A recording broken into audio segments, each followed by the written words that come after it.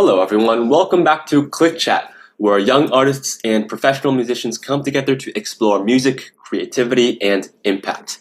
Today, we are deeply honored to welcome one of the most celebrated violinists of our time, Rachel Barton Pine. Known for her extraordinary artistry and deep knowledge across centuries of genres and repertoires, she has redefined what it means to be a classical musician in the modern world. Today, we talk about Bach, a field she is considered an authority in, as well as how she bridges genres from Baroque to rock and blues, and what inspires her to keep exploring new musical languages. As always, thank you guys so much for tuning in, and see you at the end of this. I hope you all enjoy. Well, thank you so much for joining us today, Ms. Pine. It's a pleasure to have you doing this interview series with us. I'm sure all of our viewers will really enjoy this episode. I mean, there's a lot of information that we can go over. So, I mean, just to start off, where did your interest in Bach sort of come from at first? Actually, I grew up in a church that was a former German Lutheran congregation that became United Church of Christ. And the organist would play toccatas and fugues every Sunday for prelude music. The choir would do movements of oratorios. And there's actually a stained glass window of Bach in our sanctuary. So it was like, guy from the Bible, Bach, guy from the Bible. I was embarrassingly old before I figured out that Bach was not in the Bible. So this was actually my introduction to Bach was not concert music. It was this idea of music as worship.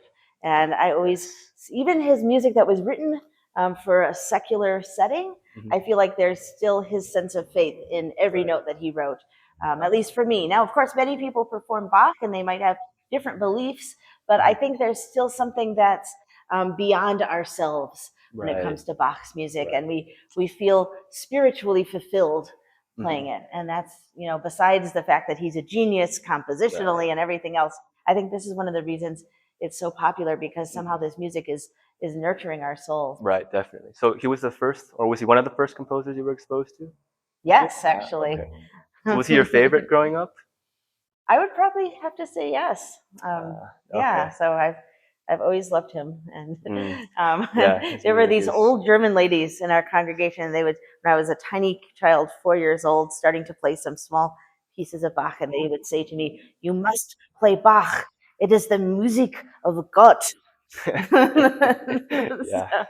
But no, I mean, it's amazing because it feels very communal. Like it definitely is music that it's meant to be shared, meant to be listened to with others.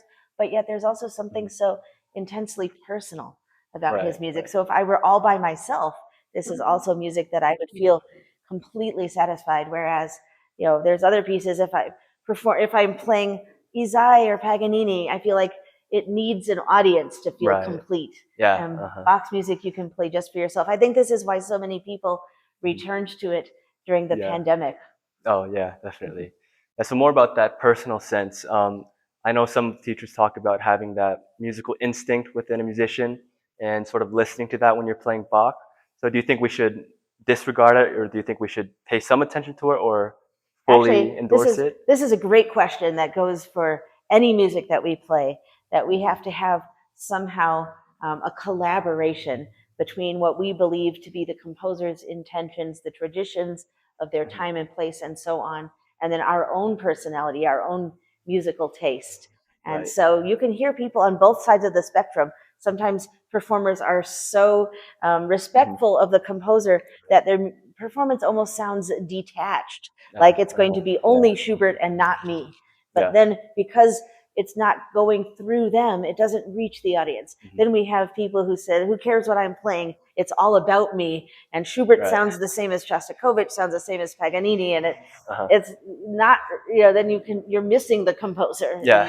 And so, somehow to strike a balance. And it's easier with living composers. You can ask them, what do you want? What do you think of what I'm doing? And have that actual conversation. But somehow with enough historic study, you can almost feel like you're having that conversation with a composer who is already dead. And then finding yourself. So it's great to get ideas listening to many, many artists, not just a couple of recordings, but listen to artists who are alive, listen to artists who are dead, right? The Milstein, Oistrakh generation, and then Perlman on a Sophie Mutter generation, and then the younger artists, and listening to everybody and getting different ideas. But then in the end, you have to say, okay, what feels right for me, and can I make it work?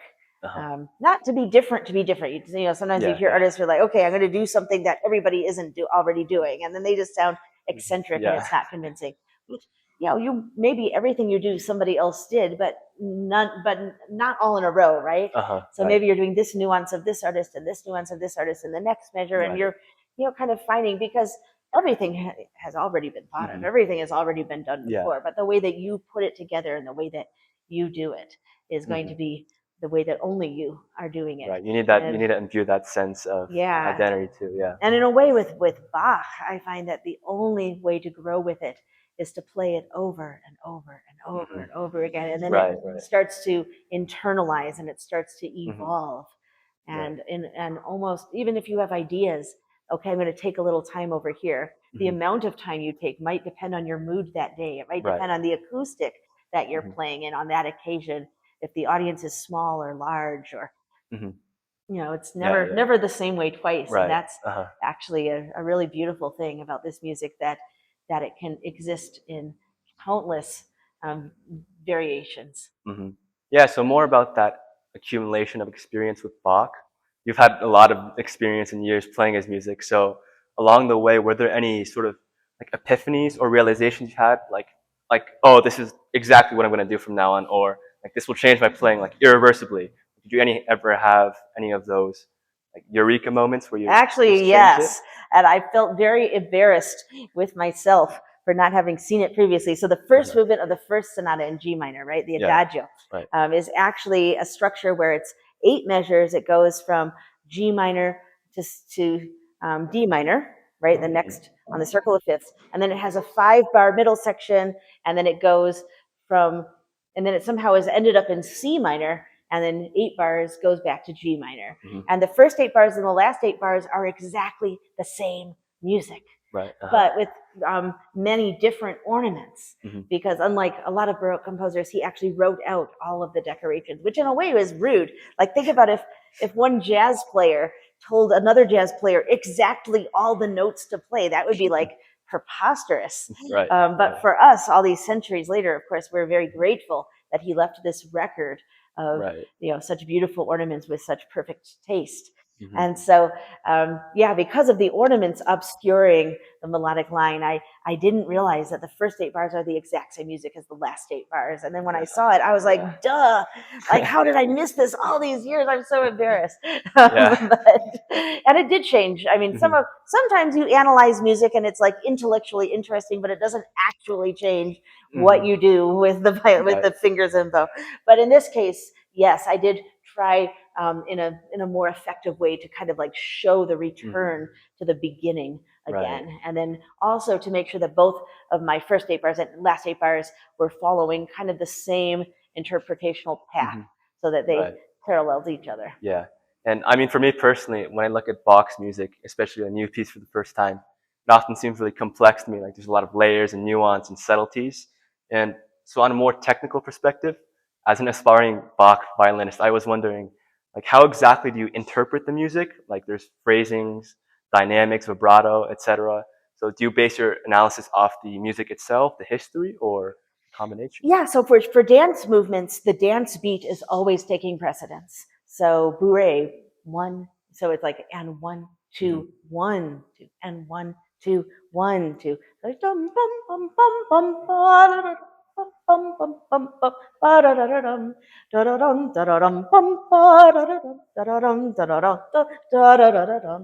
And so always you have to be very, even though this was not music written, it's not like Lully, nobody was going to be dancing to it, but you still had to honor the rules of the dance, of the dance form.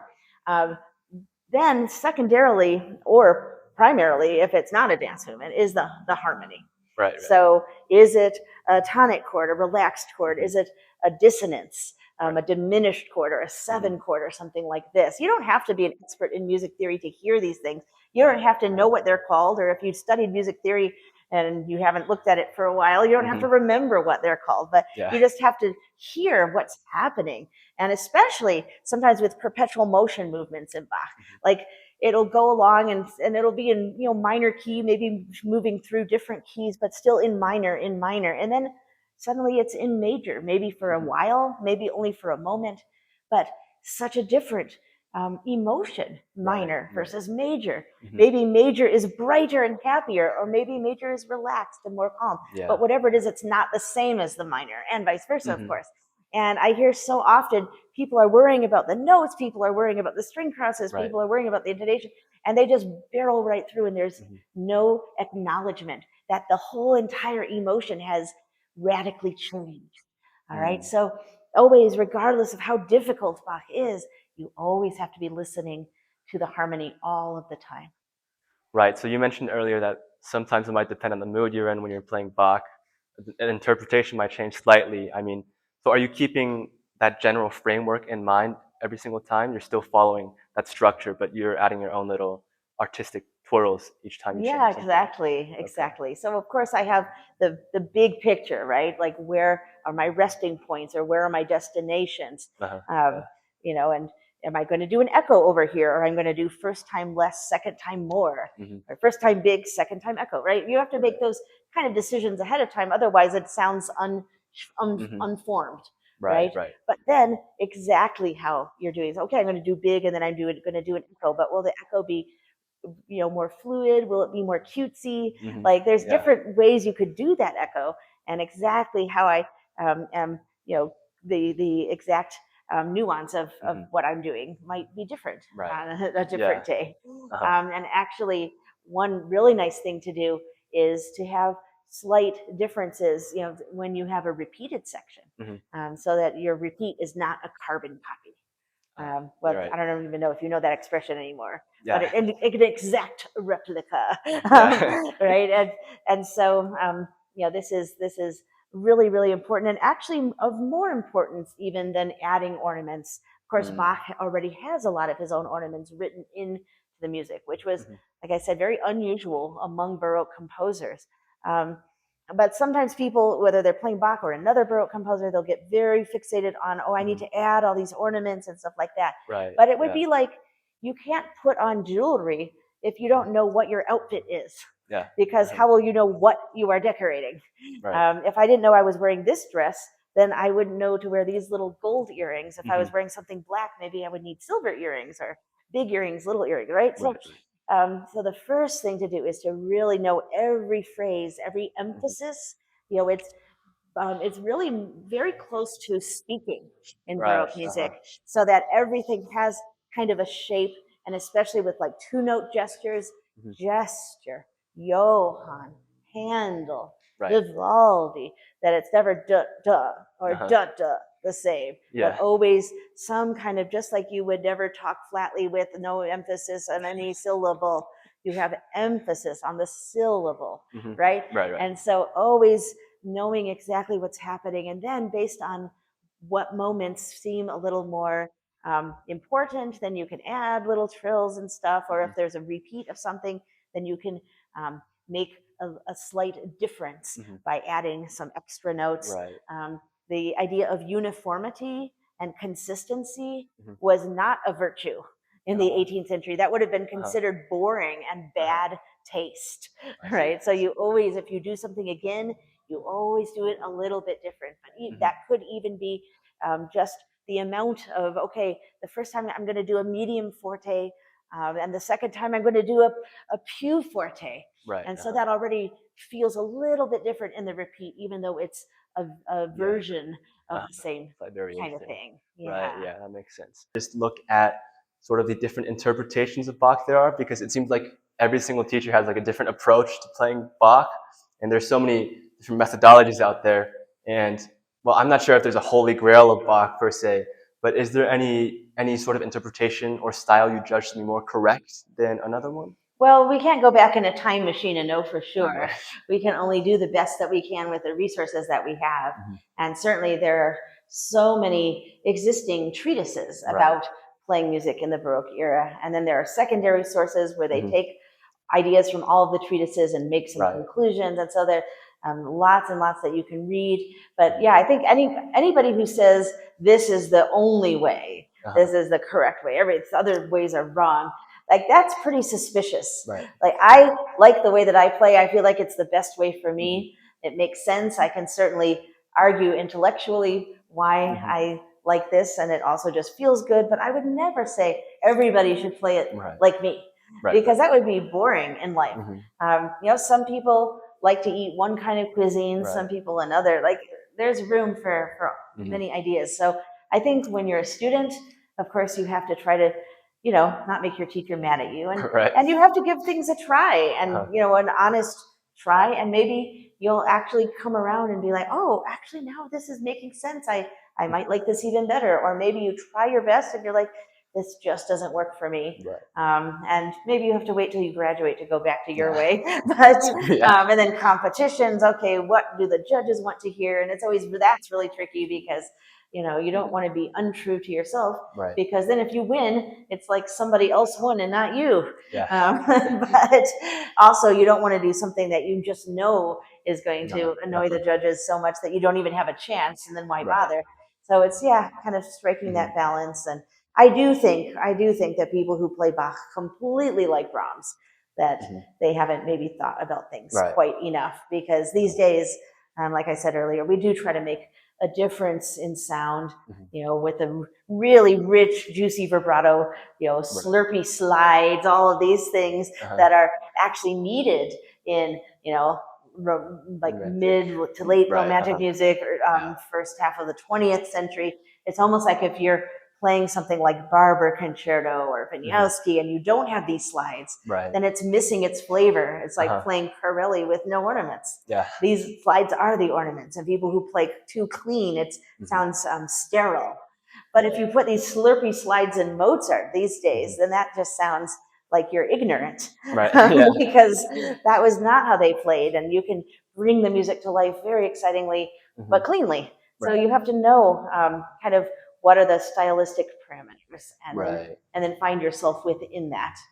So it's never sort of black and white. Yeah, I mean, but because we say, oh, we play classical music, that's very inaccurate. We play Baroque music, we play classical period music, we play Russian music, we play French music. I'm not going to use the same colors for Fauré that I'm going to use for Gustav Mahler.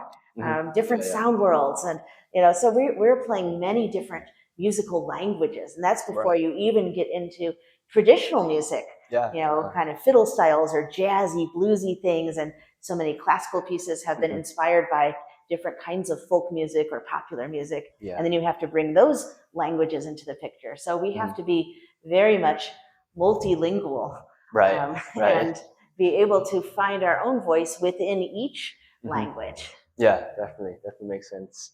And now moving a little bit away from Bach to a few other genres.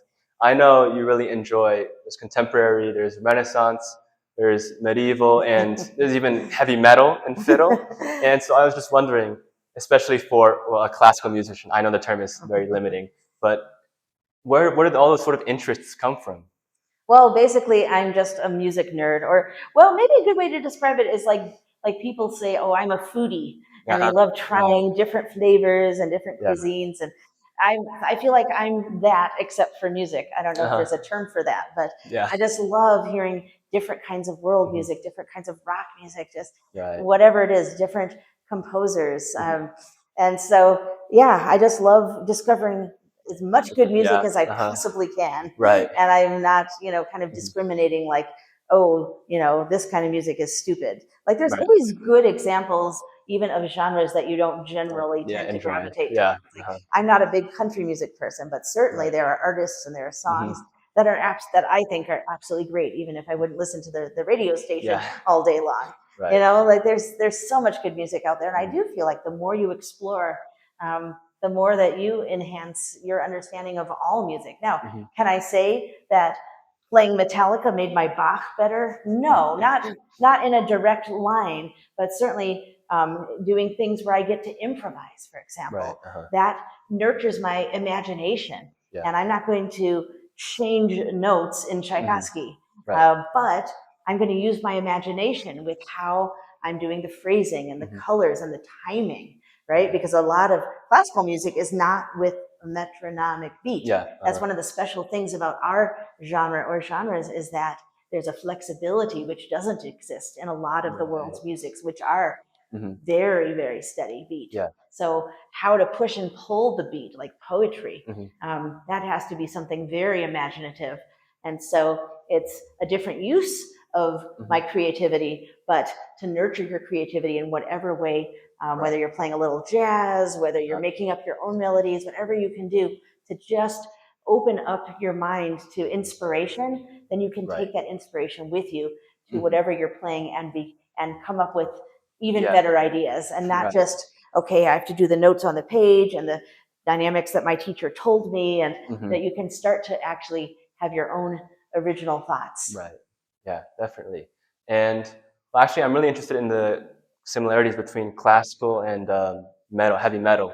I mean, at first glance, it might seem to someone that like they're diametrically opposite like genres, like there's no commonalities at all. But it seems like you've managed to sort of bridge the gap. So I was wondering if you could articulate a few of those and like maybe how you sort of identified them. Yeah, well, classical obviously is full of subtleties, and heavy metal is just, banging you over the head with a big stick. It's just, the opposite of subtle. But actually, of all of the rock genres, heavy metal, well, certain specific subgenres of heavy metal, because heavy metal is a kind of rock, but then there are kinds of heavy metal, like doom metal, thrash metal, death metal, etc. And certainly some of the more sophisticated subgenres of metal are very inspired by classical, both in terms of the intensity and drama of like the big romantic works, whether you're talking about Wagner, Berlioz, this kind of symphonic bombast, but also the virtuosity, the guitar solos.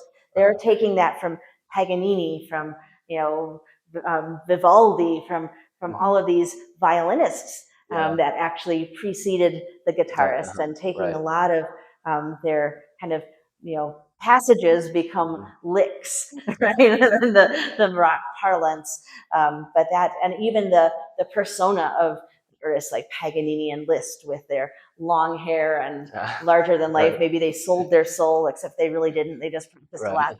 But, this is kind of the mystique of the great guitar heroes of the electric guitar these days. And so there's a very strong connection. And it's been really interesting to meet a lot of my favorite bands and hear about some of their favorite classical music, things you wouldn't expect, like the lead guitarist of Megadeth talking about his love for the Izai violin sonatas. It's not just, Bach, Beethoven, Mozart, what you would expect, but lead guitarist of Alice Cooper's band talking about Tartini and Locatelli. And that's so this is a message that I always try to spread to my fellow rock fans, that if the bands you love are listening to classical, then you should give classical a try, because it's not, there's stereotypes for everyone. People think, oh, rock is dumb, everybody is uncouth or something like that. That's not true. They can be very friendly and polite, and and then classical, they think, oh, you have to be rich, you have to be snobby, you have to wear a suit and tie to go to a concert, and that's not true either. You can maybe wear your nice jeans, but it's very welcoming, it's very friendly. So people have to, I think, get over their fear of other cultures and just give it a try, and then they might find so much that they can enjoy, which will enhance their life. Yeah, definitely. I mean, personally, I would have never considered classical music and metal similar. So it's really eye-opening just to sort of listen to that explanation. So similarly, I know you have an album called Dependence Arising. You paired Shostakovich with a heavy metal influenced concerto. I was sort of wondering, what was the vision behind that? Well, basically, my friend Earl Ninian is one of the great electric metal violinists in the world. And he also is a classical composer. And it's all original music. It doesn't sound like some kind of cheesy rock classical crossover. I mean, it's very serious stuff. It's almost like, Bartok, right, is using Hungarian folk music and making it into classical music. But always his own melodies, but those kind of rhythmic patterns and aesthetics. And so it's the same thing with Earl, with the extreme metal. And so yeah, it was amazing to hear this sort of sound world that I knew so well transformed into a symphony orchestra. Right. And many people listening to the concerto, of course, have never heard death metal, Yeah. and they wouldn't recognize that that is the roots of this concerto. They just hear it as a really exciting contemporary piece of music, which is great. But then people who do know those, they're like, oh, that's a blank speed. Oh, here's a breakdown. And it's like, oh my gosh, that's so cool. But yeah, this was the first concerto of its kind because you needed a composer who's steeped in these styles. Of course, there's like basically almost nobody else. And then you needed a soloist who also knows the roots of where this is coming from. And yeah, I mean, hopefully it'll take on a life of its own, and further soloists who maybe haven't listened to these genres will start to understand the music, just like all of us now know what it means to bring the right flavor to the Czech folk music in Dvorak or these kind of things. But yeah, this is new ground, and it's exciting to be part of something that's expanding the horizons of classical music. And of course, we were like, okay, what other concerto are we going to put on the album with the mini? And there was only one option. Shostakovich is like the darkest kind of, I mean, there used to be a whole Facebook page called I Headbang to Shostakovich. And actually here we are at this festival, and there, the orchestra tonight is playing one of the most, or what's considered by rock fans to be one of the most metal movements of Shostakovich, the third movement of his third string quartet. Yeah. So between the two concertos, are there sort of similar artistic interpretations, or maybe even just techniques you applied to both when you were playing them? Yeah, certainly. The 21st century concerto uses things that Shostakovich doesn't, like digging into the string to make like a crunchy sound, or just some of the note combinations, which get into not necessarily atonality, but further from traditional tonality. But what's similar about both is that you go to the edge emotionally. You have these very dark, almost hopeless section moods, just like just the world is black, which, sadly, there's never a time when we couldn't have that thought based on what's happening in our own country or elsewhere, somewhere on the planet, any given moment. And of course, Shostakovich is coming from communist, Soviet Union, which was a very difficult, of course, I will never experience the life he lived, but you can use your imagination and just think what it must have been like to be there and have this sense of fear and of anguish. And then he has these, just kind of protesting almost, and this idea of violence, and there's even sarcasm in his music, and just all of these dark emotions, and definitely that's part of Earl's creation as well. Right. Yeah, I mean, there's a lot of unique intersectionality between these genres. I mean, it's really interesting food for thought for anyone who hasn't considered these sort of connections before. But, I think... And I want to say one thing, which is that there's a misunderstanding that like all of this dark music, that it just leaves you being depressed or angry or something like that. But actually, in a way, it's cathartic. It's like moving through this stuff and coming out the other end. It's actually empowering and gives you hope. So I think that's why it's important that we don't just have soothing music or pretty music, that everything is Eine kleine Nachtmusik and Kakadol canon, but we do have Shostakovich. We do have different things that are where we're going to experience anger. Like, why would you buy a ticket and go sit at a concert? You're going to be entertained for the evening, and they're playing violent and sad music. Like, why? Like, how is that enjoyable? But actually, it is, because we all have things in our lives that are upsetting, or things we're thinking about that, knowing that other people are experiencing horrible things, and we're reading about it on the news and we're upset about it, and kind of hearing this music and hearing and just that shared emotion with everybody in the audience, and kind of moving through that. I think that actually gives us the fortitude to then go out and actually stand up for protesting these bad things. Actually, so it's sort of giving you the ability to absorb and vent out as well. So it's really valuable. Well, I think that's all the time we have for today. On Zoom, and we'll talk about we'll look forward to part 2.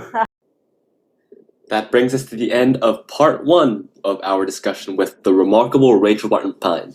From the purity of solo Bach to the power of musical collaboration across genres, this conversation reminds us that classical music is anything but narrow. Mrs. Pine, thank you so much for sharing your time, insight, and spirit with us.